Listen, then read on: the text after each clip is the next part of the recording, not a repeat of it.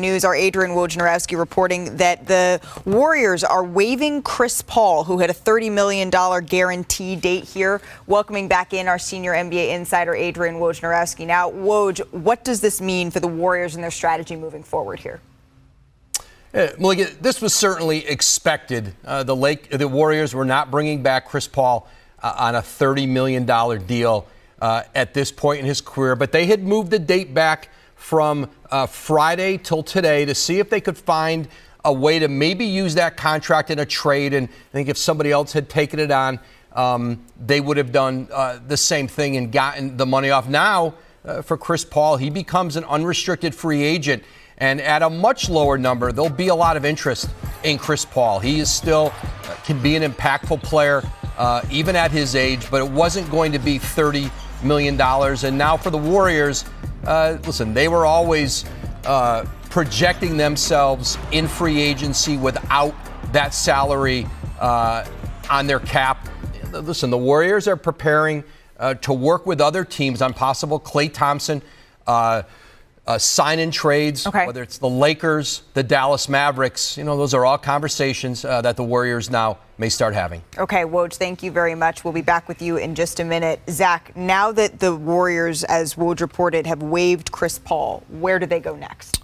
Well, they turned a $30 million salary slot into nothing, and there's a roadmap now financially. Bobby can correct us if wrong. He's got numbers in front of him. To a reunion with Klay Thompson, because the financial penalties for doing that would not be as onerous as they would have been if you have Chris Paul at $30 million or you manage to trade that contract for a salary slot coming in, which they tried to do, couldn't do. So that was my first thought is we've been sitting here pondering the end of the Splash Brothers, the end of a dynasty, the end of this historic partnership, the end of a Bay Area legend.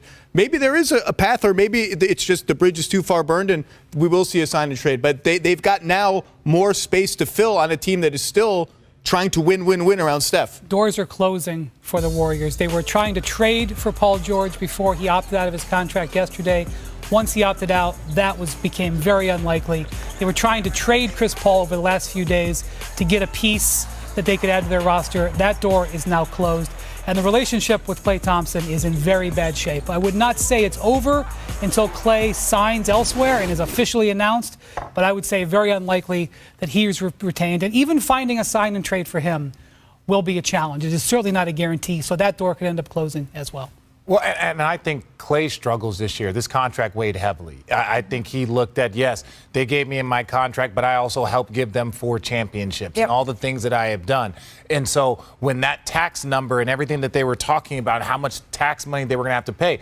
Well, now that Chris Paul's off, so now Klay's looking at him like, okay, so you guys have more money now. You have more money now that you can give one of your guys so he can he can retire here. He can do all things. You will give me my money. So my thing is this. If Chris Paul's off and they do have some more wiggle room to work with for Klay and they say no, then it's over. It's over. If they say no, even with more space, then it's over. Because that's what the conversation is going to be had right now. It's like, this is about more than money. There's more than money. Oh, there's feelings hurt. There's feelings involved. And y'all just want to keep hope alive. Why? I've been telling y'all since February, this relationship is over with. And it's okay. It's okay. I just hate that it got to this point because I don't feel like Klay is ever going to wear a Warriors jersey again, right? I hate that it got to this point because it could have just went from, separation to now it's an ugly divorce. Like when you talk about deleting social media, when you talk about like the tension now, like Klay is literally wanting to go somewhere else in the same conference to prove that he still got it, and he feel disrespected. Just think about it. Whether we think he deserve it or not, Klay Thompson has watched Andrew Wiggins get $100+ million. He watched Jordan Poole get $100+ million. He watched Draymond Green get $100+ million. I mean, it's no putting no bandage over this wound. Okay, so now that we're talking about potential sign-in trades, as Woj also mentioned, which is a door that is still cracked here for Klay Thompson. I want to bring Bobby Marks back into the conversation. So, Bobby, what are the Warriors looking at here? Make the numbers work for us. Yeah, I mean, Malika, they're over the salary cap. Salary cap's 141. We just waived Chris Paul off the touchscreen right now.